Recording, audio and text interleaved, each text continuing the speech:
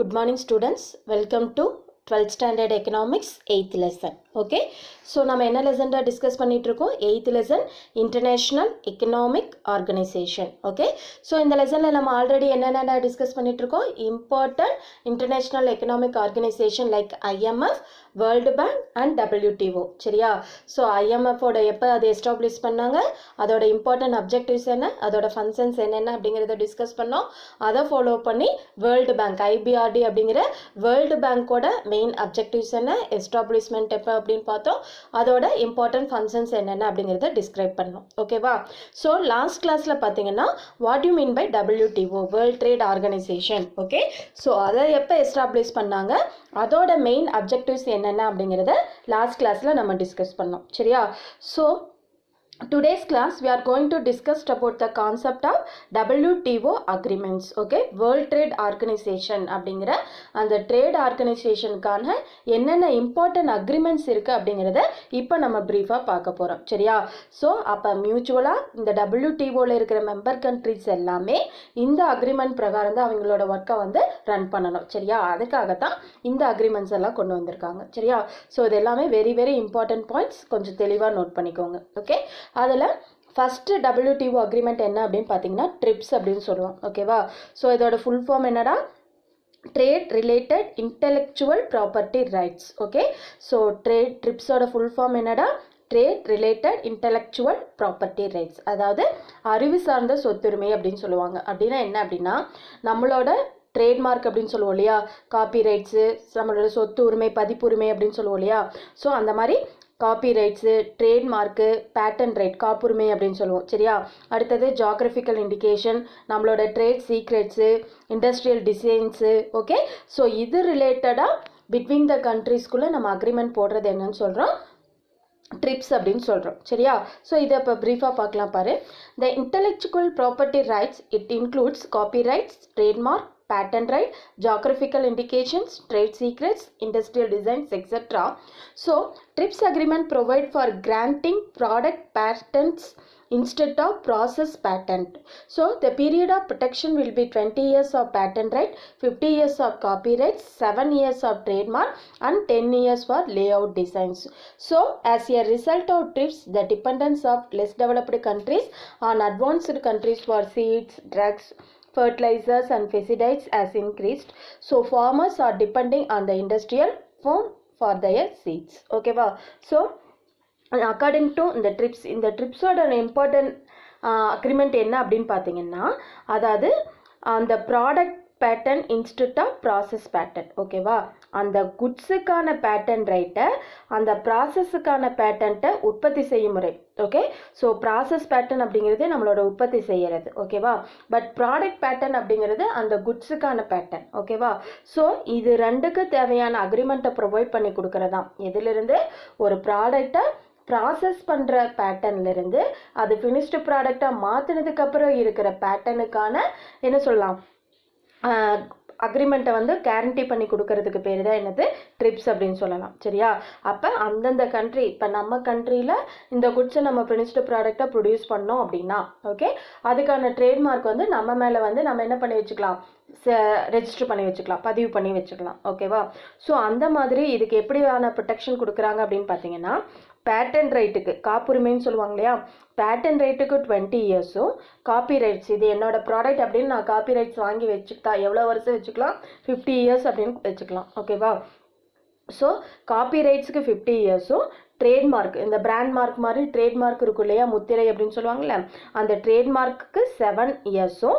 அடுத்தது lay out designs. Okay, நம்மளோட டிசைன்ஸுக்கு பார்த்தீங்கன்னா உற்பத்தியோட வடிவமைப்பு அப்படின்னு சொல்லுவாங்க இல்லையா, ஸோ அந்த டிசைன்ஸுக்கு பார்த்தீங்கன்னா 10 இயர்ஸும் அந்தந்த கண்ட்ரிஸ் என்ன பண்ணி வச்சுக்கலாம்? ரெஜிஸ்டர் பண்ணி வச்சுக்கலாம். சரியா? ஸோ இந்த மாதிரி ட்ரிப்ஸை இந்த இது இன்ட்ரடியூஸ் பண்ணதுனால பார்த்தீங்கன்னா நிறைய லெஸ் டெவலப்டு கண்ட்ரிஸ் என்ன பண்ண ஆரம்பிச்சிட்டாங்க? எல்லாமே டெவலப்டு கண்ட்ரிஸை டிபெண்ட் பண்ண ஆரம்பிச்சிட்டாங்க. ஏன்னா அவங்க எல்லாமே அதுக்கான ட்ரேட்மார்க்கு, காப்பி ரைட்ஸ் எல்லாம் வாங்கி வச்சுட்டாங்க ஆல்ரெடி டெவலப்டு கண்ட்ரிஸ். ஓகேவா? அப்போ அண்டர் டெவலப்டு கண்ட்ரிஸ் பார்த்தீங்கன்னா இந்த இம்பார்ட்டன்ட் ப்ராடக்ட்டுக்கு, எது எதுக்கு?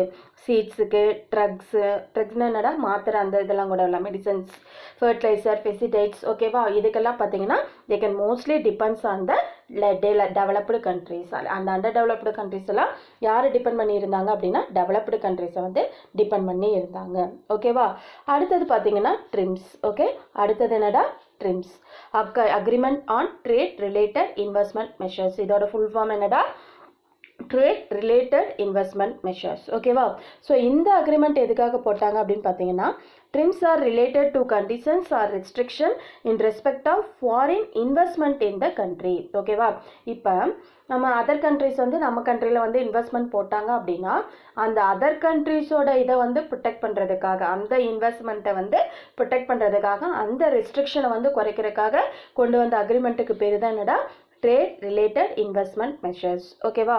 பாரு, it calls for introducing equal treatment for foreign companies bar with the national companies. Okay, so எந்த கண்ட்ரி நம்ம கண்ட்ரியில் இன்வெஸ்ட்மெண்ட் பண்ணுறாங்களோ அந்த ஃபாரின் கண்ட்ரியும் நம்ம உள்நாட்டில் இருக்கும் இல்லையா, நம்ம கண்ட்ரியோட ப்ராடக்ட்டுக்கு ஈக்குவலாக அவங்களையும் ட்ரீட் பண்ணணும் அப்படிங்கிறதுக்காக, அவங்களோட ப்ரொடெக்ஷனை வந்து என்ஷூர் பண்ணணும் அப்படிங்கிறதுக்காக கொண்டு வந்த அக்ரிமெண்ட் தான் இந்த agreement. Okay, so TRIMS were widely employing by developing country. Restriction on foreign investment on following grounds ought to be removed. ஓகேவா? அது என்னென்ன ரெஸ்ட்ரிக்ஷனை ரிமூவ் பண்ணாங்க அப்படின்னு பார்த்தீங்கன்னா, no restriction on area of investment. So foreign investment வந்து இந்த ஏரியாவில் தான் போடணும் அப்படின்னு நம்ம எந்த ரெஸ்ட்ரிக்ஷனும் கொடுக்கக்கூடாது. அவங்க எங்கே போடுவாங்களோ, எந்த இடத்துல வேணும்னு நினைக்கிறாங்களோ அந்த டிபார்ட்மெண்ட்டில் அவங்க போட்டுக்கலாம். சரியா? அடுத்தது, no binding of using of local market. பைண்டிங்னா என்னமா? ஃபோர்ஸ். ஓகே, ஸோ லோக்கல் மெட்டீரியலை கண்டிப்பாக யூஸ் பண்ணியே ஆகணும் அப்படின்னு எந்த ஃபோர்ஸும் பண்ணக்கூடாது.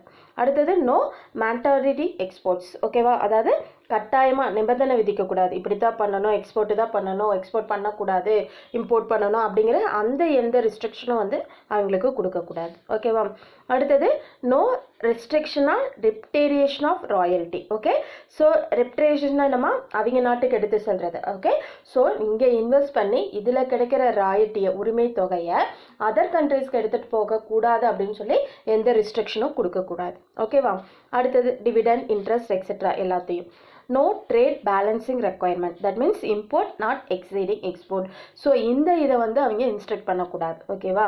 ஸோ அவங்க பண்ணுற எக்ஸ்போர்ட் வந்து எதுக்கு இம்போர்ட்டை விட அதிகமாக இருக்கக்கூடாது அப்படின்னலாம் அவங்கள இன்ஸ்ட்ரக்ட் பண்ணக்கூடாது. சரியா? ஸோ இந்த மாதிரி ரெஸ்ட்ரிக்ஷனை எல்லாம் குறைக்கிறது தான் என்னடா இந்த ட்ரிம்ஸோட மெயின் அப்ஜெக்டிவ்ஸ். ஓகேவா? ட்ரிம்ஸ் அப்படின்னா என்னடா? Agreement on trade related investment measures. அதாவது ஃபாரின் கண்ட்ரி அந்தந்த எந்த கண்ட்ரியில் வந்து இன்வெஸ்ட்மெண்ட் பண்ணுறாங்களோ அவங்களுக்கு ஃபுல் அண்ட் ஃபுல் என்ஷூர் கொடுக்கறது தான் இந்த அக்ரிமெண்ட்டோட மெயின் இம்பார்ட்டன்ட் மோட்டிவ். ஓகேவா? அடுத்தது பாரு, trade agreement on trade in services. Okay, இது கேட் அப்படின்னு சொல்லுவோம், general agreement on trade in services. Okay, so இது எதுக்கு கொண்டு வந்தாங்க அப்படின்னு பார்த்தீங்கன்னா, GATT is the first multilateral set of rules covering trade in services like banking, insurance, transportation and communication. So நல்லா நோட் பண்ணிக்கோங்கடா. ஸோ இந்த GATT வந்து எதுக்காக கொண்டு வந்தாங்க அப்படின்னா, இது எல்லாமே ட்ரேடில் banking, insurance, transportation, communication facilities. Okay, so இதை என்ஷூர் பண்ணதுக்காக கொண்டு வந்த ஸ்கீமுக்கு பேர் தான் என்னடா? GATS. ஓகேவா? ஸோ இதில் பார்த்தீங்கன்னா all member countries R supposed extended to MFN. MFN அப்படின்னா most favoured nation. Okay, so status to all other countries without any discrimination. அப்போ transparency should be maintained by publishing all relevant laws and regulation over services. ஓகேவா? டிரான்ஸ்பரன்சின்னு என்னமா? வெளிப்படைத்தன்மை. அதாவது இந்த இதை பொறுத்த வரைக்கும், இந்த கேட்டை பொறுத்த வரைக்கும் எல்லா மெம்பர் கண்ட்ரீஸுக்குமே பார்த்தீங்கன்னா என்ன ஷூரிட்டி கொடுப்பாங்க அப்படின்னா மோஸ்ட் ஃபேவர்டு நேஷன். ஓகேவா? ஸோ எந்த கண்ட்ரியை இதுதான் மோஸ்ட் ஃபேவர்ட் நேஷன் அந்த மாதிரி டிஸ்கிரிமினேஷன் பண்ணாமல் எல்லா கண்ட்ரியுமே எப்படி இருக்கணும்? மோஸ்ட் ஃபேவர்ட் நேஷனாக இருக்கணும் அப்படிங்கிற மெம்பர் கண்ட்ரிஸ் எல்லாமே WTOவில் இருக்கிற எல்லா மெம்பர் கண்ட்ரிஸுமே இதில் எப்படி இருக்கணும்? மோஸ்ட் ஃபேவர்டு நேஷனாக இருக்கணும் அப்படிங்கிறக்காக கொண்டு வந்தது தான் GATT. இதில் டெலிகம்யூனிகேஷன், பேங்கிங், ஓகேவா, இன்சூரன்ஸ், இந்த மாதிரி இதுலேயே தான். ஓகே, ஸோ இதில் பார்த்தீங்கன்னா டிரான்ஸ்பரன்சின்னு என்ன? வெளிப்படைத்தன்மை. என்னென்ன ரூல்ஸ் இருக்குது, என்னென்ன ரெகுலேஷன் இருக்குது, என்னென்ன லாஸ் இருக்குது, இது எல்லாமே என்ன பண்ணிடுவாங்க? பப்ளிஷ் பண்ணிடுவாங்க. அப்போ கண்ட்ரிக்குள்ளே நோ சீக்ரெட்ஸ் மெயின்டைன்டு. ஓகேவா? அது வந்து இந்த கேட்டோட மெயின் இம்பார்ட்டன்ட் திங். ஓகேவா? அடுத்தது பார்த்தீங்கன்னா phasing out of multi fibre agreement. Okay, MFA. Okay, இதுக்கு ஃபுல் ஃபார்ம் என்னடா? MFAக்கு மல்டி ஃபைபர் அக்ரிமெண்ட். அதாவது ஃபைபர்னா என்ன, ஜூட் மாதிரி இருக்கிற ப்ராடக்ட், நார்பொருட்கள் அப்படின்னு சொல்லுவாங்க இல்லையா. ஸோ அந்த நார்பொருட்களுக்கான அந்த ஜூட் மாதிரி ப்ராடக்ட்டுக்கான இதை வந்து பார்த்தீங்கன்னா அவங்க ஆல்ரெடி பழைய இதில் அக்ரிமெண்ட் போட்டிருப்பாங்க இல்லையா, அந்த பழைய அக்ரிமெண்ட்டை கிராஜுவலாக ரெடியூஸ் பண்ணுறது. ஓகே, இதுதான் MFA. ஓகே பாரு, the multi-fiber agreement govern the world trade textile and garment since 1974. எப்போ இருந்து மாதிரி ஸ்டார்ட் பண்ணியிருக்காங்க, 1974ல் வேர்ல்டு ட்ரேடில் இன்ட்ரடியூஸ் பண்ணியிருக்காங்க.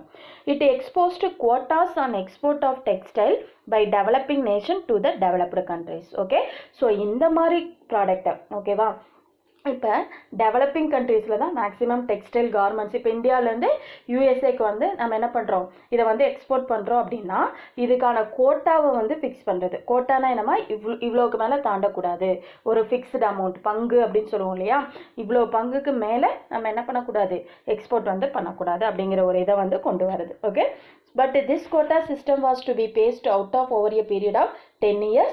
So this was beneficial to India. ஓகேவா, ஸோ இந்த இது வந்து பார்த்தீங்கன்னா இந்த கோட்டா சிஸ்டம் பார்த்தீங்கன்னா எத்தனை வருஷம் இது பண்ணாங்க, ஒரு 10 years. ஓகேவா, இந்த 10 yearsல வந்து கொஞ்சம் கொஞ்சமாக இதை வந்து என்ன சொல்லலாம், 10 yearsல இந்த ஒப்பந்தத்தை அக்ரிமெண்ட்டை கிராஜுவலாக கொஞ்சம் கொஞ்சமாக ரிமூவ் பண்ணிட்டாங்க. சரியா, இதனால் இந்தியாவுக்கு என்னாச்சு, கொஞ்சம் சக்ஸஸ்ஃபுல்லாக, ஏன்னா இவ்வளோ கோட்டா தான் எக்ஸ்போர்ட் பண்ணணும் அப்படின்னா நமக்கு தான் அது வந்து லாஸ். ஓகேவா, பட் இது என்ன பண்ணாங்க, இந்த பழைய அக்ரிமெண்ட்டை கிராஜுவலாக என்ன பண்ணிட்டாங்க, ரிமூவ் பண்ணிட்டாங்க. அதுதான் this quota system was to be phased out over a period of 10 years. இந்த 10 yearsக்குள்ளே கொஞ்சம் கொஞ்சமாக இதை என்ன பண்ணிட்டாங்க, இந்த ரெஸ்ட்ரிக்ஷனை ரிமூவ் பண்ணிட்டாங்க. இந்த அக்ரிமெண்ட்டுக்கு பேர் மல்டி ஃபைபர் அக்ரிமெண்ட். ஓகே, அடுத்தது பார்த்தீங்கன்னா AOA, அக்ரிமெண்ட் ஆன் அக்ரிகல்ச்சர். ஓகேவா, இப்போ மாடர்ன் வேர்ல்டில் இந்த WTOவில் பார்த்தீங்கன்னா agriculture role also very important role to play. இதில் பார்த்தீங்கன்னா agricultural was included for the first time under GATT. So the important aspects of the agreement are the tarification, tariff cut and subsidy reduction. ஓகேவா, so இதில் பார்த்தீங்கன்னா இந்த அக்ரிமெண்ட்டோட main aspects என்ன அப்படின்னு பார்த்தீங்கன்னா டேரிஃபிகேஷன் அப்படின்னா என்னமா, வரியை வந்து குறைக்கிறது. ஓகேவா, அதாவது நம்ம அக்ரிகல்ச்சரல் ப்ராடக்ட்டுக்கான அந்த எக்ஸ்போர்ட் டியூட்டி, இம்போர்ட் டியூட்டி, டேரிஃப்னா என்ன, export duty, import duty, so அதை ரெடியூஸ் பண்ணுறது, டேரிஃபை வந்து ஃபுல்லாகவே கட் பண்ணுறது. ஓகே, ரிமூவ் பண்ணுறது. அடுத்தது சப்சிடியை வந்து குறைக்கிறது. ஓகேவா, ஸோ இதில் சப்சிடினா என்னமா, மானியம் அப்படின்னு சொல்லுவாங்க இல்லையா, ஏன்னா அக்ரிகல்ச்சரல் ப்ராடக்ட்டுக்கு தான் இந்த மாதிரி மானியமெல்லாம் அதிகமாக கொடுப்பாங்க. ஓகேவா, ஸோ இதெல்லாம் குறைச்சாங்க அப்படின்னா ஆட்டோமேட்டிக்காக என்ன ஆகும், அக்ரிகல்ச்சர் வந்து இன்னமும் அதிகமாக வந்து எக்ஸ்போர்ட் பண்ண ஆரம்பிக்கலாம் அக்ரிகல்ச்சரல் ப்ராடக்டை. ஓகேவா, அப்போ அந்த AOAவோட மெயின் ஃபங்க்ஷன் என்னென்னடா, agreement of tarification, export and import டியூட்டியை கரெக்ட் பண்ணுறது, ரெடியூஸ் பண்ணுறது. அடுத்தது டேரிஃபை வந்து தேவைப்பட்ட அக்ரிகல்ச்சரல் ப்ராடக்ட்டுக்கு கட் பண்ணுறது. அடுத்தது சப்சிடியை குறைக்கிறது. ஓகேவா, these are the main aspects of AOA. Okay, அடுத்தது பார்த்தீங்கன்னா dispute settlement body. Dispute settlement பாடினா என்னமா, தகராறை தீர்த்து வைக்கிறது. ஓகே, பிட்வீன் த மெம்பர் கண்ட்ரிஸுக்குள்ளே ஏதாவது ப்ராப்ளம் அரைஸ் ஆச்சு அப்படின்னா, ஃபினான்ஷியலாக அல்ல பவுண்ட்ரிஸ் ரிலேட்டடாக, ஓகே, இல்லை குட்ஸ் அண்ட் சர்வீஸ் ரிலேட்டடாக ஏதாவது ப்ராப்ளம் அரைஸ் ஆச்சு அப்படின்னா அதை வந்து கண்ட்ரோல் பண்ணுறது. ஓகேவா, ஸோ பாரு, the dispute settlement body puts on end to the procedural delays. So it is a mandatory to settle and dispute within 18 months. அதை நோட் பண்ணிக்கோங்கடா. ஸோ பிட்வீன் த கண்ட்ரி ஏதாவது ப்ராப்ளம் அரைஸ் ஆச்சு அப்படின்னா எத்தனை மந்த்துக்குள்ளே அதை சால்வ் பண்ண பார்க்குறாங்க, 18 months, நியர்லி 1.5 years. ஓகேவா, so the disputes are dissolved through multilateral trading system. However, India has lost a huge export earnings because of the conditions laid out of the body. Okay, so இந்த மாதிரி agreement நிறையா போட்டதுனால இந்த மாதிரி தான் இருக்கணும், இவ்வளோ ரிடக்ஷன் பண்ணணும், சப்சிடிஸை குறைக்கணும். ஓகே, ஸோ இந்த மாதிரி நிறையா அக்ரிமெண்ட்ஸ் இது ரிலேட்டடாக ரூல்ஸ் அண்ட் ரெகுலேஷன் வந்ததுனால இந்தியாவுக்கு கொஞ்சம் லாஸ் ஆச்சு அப்படின்னே நம்ம சொல்லலாம். ஓகேவாடா, so these are the important agreements on WTO. என்னென்னடா பார்த்தோம், TRIPS, TRIMS, GATT, MFA, AOA and dispute settlement body. இதெல்லாம் என்னது, WTOவோட important agreements. Are you clear Thangam?